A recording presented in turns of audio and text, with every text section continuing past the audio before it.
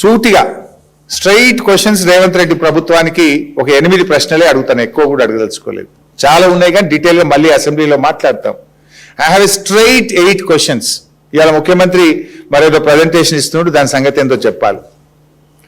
నేను రేవంత్ రెడ్డిని అడుగుతా ఉన్నా, మూసీ నదికి డిపిఆర్ వచ్చిందా?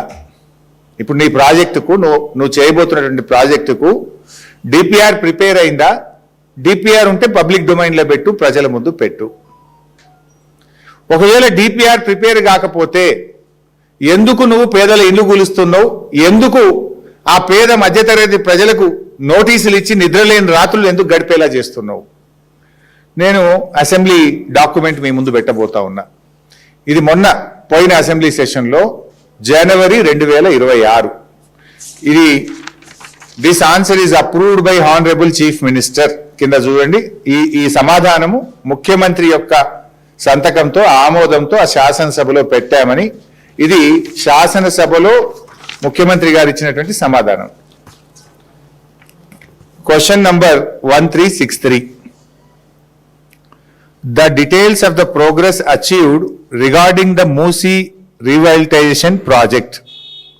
ఇందులో ఆన్సర్ ఏమంటారంటే, the consortium will study, plan, analyze, design, prepare and submit the following DPR in 18 months from Usman Sagar to Gauravelli and Himayat Sagar to Bapu Ghat.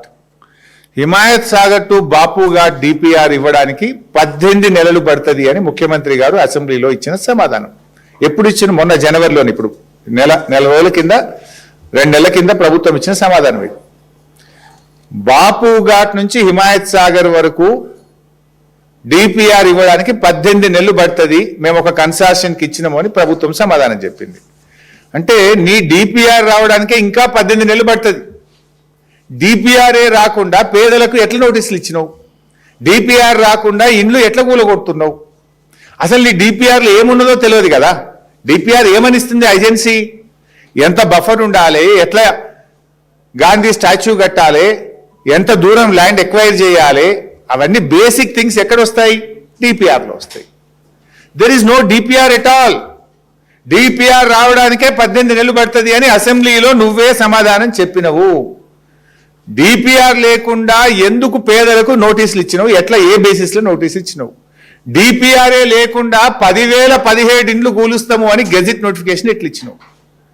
Without DPR నువ్వు ఈ నంబర్ ఎట్లొచ్చింది? 10,017 ఇండ్లు కూలుస్తాము అనే number ఎట్లొచ్చింది without DPR? దీనికి సమాధానం చెప్పాలి.